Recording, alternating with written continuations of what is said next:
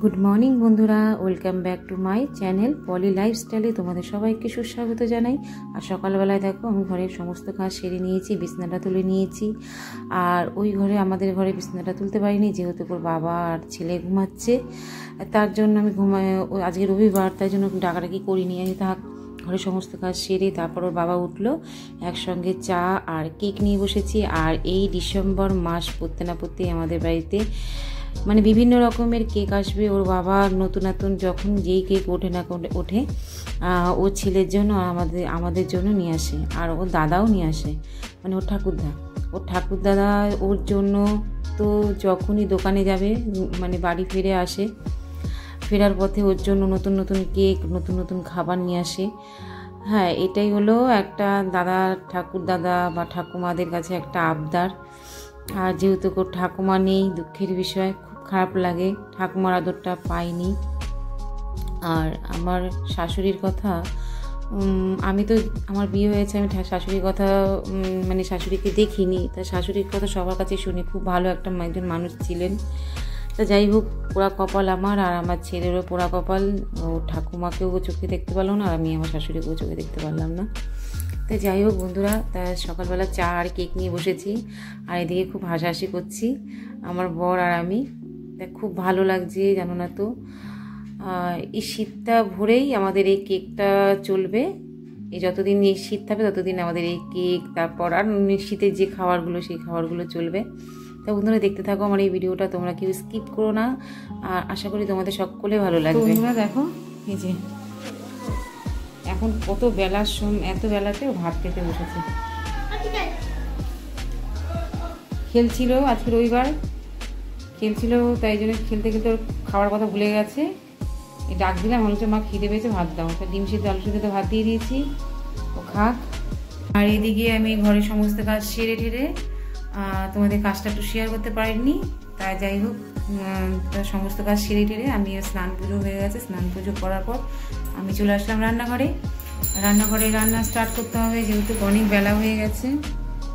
আর আজকে রবিবার মানে জানোই তো, আজকে স্পেশাল জিনিস, আজকে হবে রাইস আর চিকেন কষা। তো বন্ধুরা, রাইসের জন্য দেখো আমি এখানে ফুলকপি আছে, গাজর আছে, বিনস আছে, আর গাজর, বিনস আর ফুলকপি, এই তিনটে আমি কেটে নিয়েছি। গাজর, বিনস, ফুলকপি, আর এখানে আছে মটরশুঁটি, আর এখানে আছে মাংসের জন্য পেঁয়াজ আমি কেটে নিয়েছি, আর এখানে আছে একটুখানি কাজু কিশমিশ ভিজিয়ে নিয়েছি। তো চলো আগে মাংসটা করে নেবো। আর এদিকে আমার ভাত অলরেডি, রাইসের ভাতটা আর একটুখানি হবে, ঠিক আছে, একটু হোক, তারপর নামিয়ে দেবো। আর তার জন্য মাংসের জন্য আমি একটুখানি কড়াইতে তেল দিয়ে নিলাম। তো বন্ধুরা দেখো, এখানে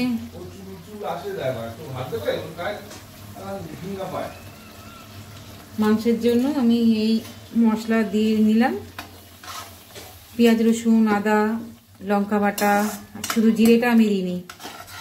আর আমি জিরে দিই না মাংসতে, জিরের গুঁড়োটা মাংসতে আমি আদা, রসুন, পেঁয়াজ আর লঙ্কা বাটা আর টমেটো, এটা দিয়ে আমি মাংস এখন করি।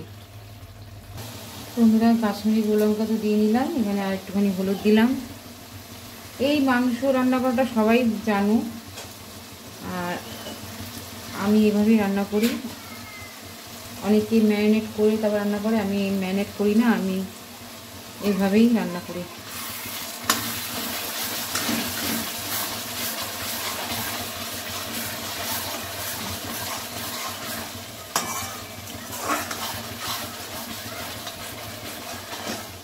তো বন্ধুরা, এই দেখো মাংসগুলো দিয়ে নিয়েছি, এবার একটু আমি কষিয়ে নেবো। তারপর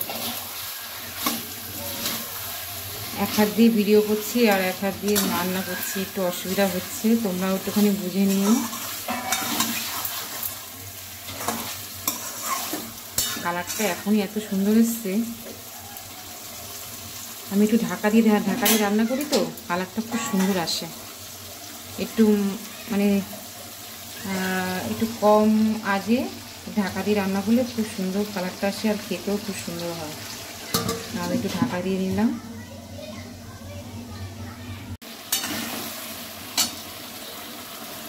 বন্ধুরা, আমার এই দেখো তেল কত বেরিয়েছে,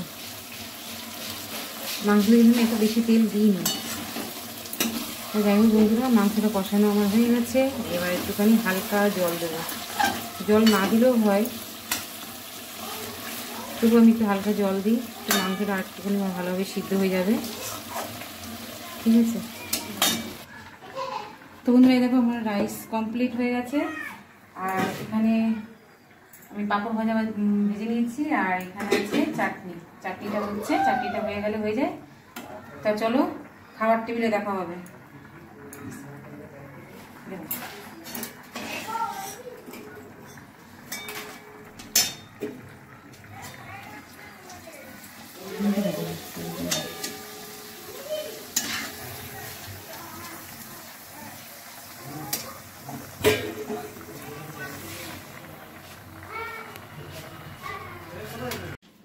তো বন্ধুরা দেখো রাইস কমপ্লিট, সব কিছু খাবার টেবিলে নিয়ে এসেছি। এই যে এখানে শসা আছে, পাঁপড় ভাজা, আর এই যে এখানে কষা মাংস। চলো তাই সবাই বসে আছে, দেখা দাদাকে। কি খাচ্ছ তুমি? পাঁপড়। পাঁপড়, আর এটা আমাদের রাস্তা, এখানে আমরা যেটা দিয়ে খাই আমরা। তো বন্ধুরা দেখো খেতে বসে পড়েছি আমরা সবাই। আর এখানে ওর বাবা যা আরম্ভ করেছে, ছেলের পিছনে লাগছে যা, আর আমি যার জন্য ভয়েস দিতে বাধ্য হলাম, আমি এটা কেটে দিয়েছি। আর রান্নাটা বন্ধুরা খেতে অসাধারণ হয়েছে, খুব সুন্দর হয়েছে। এই নয় যে আমি রান্না করেছি, আমি তোমাদের প্রশংসা, আমি নিজের প্রশংসা করছি। রান্নাটা ওর বাবা আর আমার ছেলে খেয়ে খুব সুন্দর বলছে, বাড়ি মা তুমি খুব ভালো রান্না করেছো, আর খেতেও খুব ভালো হয়েছে। তো চলো বন্ধুরা খেয়ে নিই। আর খাওয়ার পরে আমি সেই বাসনগুলো মাজবো না, বাসনগুলো আমি বিকেল 4টের পরে জল আসবে তখন মাজবো। আর বন্ধুরা তাহলে ভিডিওটা আজকে এখানেই আমি শেষ করলাম। আর তোমাদের আমার এই ভিডিওটা কেমন লাগলো অবশ্যই কমেন্ট বক্সে বলো। আর ভালো লাগলে লাইক কমেন্ট শেয়ার করো। অন্য কোনো দিন অন্য একটা ভিডিও নিয়ে তোমাদের সামনে হাজির হব। তাদেরকে অসংখ্য ধন্যবাদ জানাই আমার পাশে থাকার জন্য, আমাকে এত ভালোবাসার জন্য। আগামী দিনগুলো যেন আমরা সবাই সবার পাশে থাকতে পারি, সবার সাথে একসাথে মিলে কাজ করতে পারি, এটুখানি চাওয়া তোমাদের সবার কাছে। তাহলে টাটা।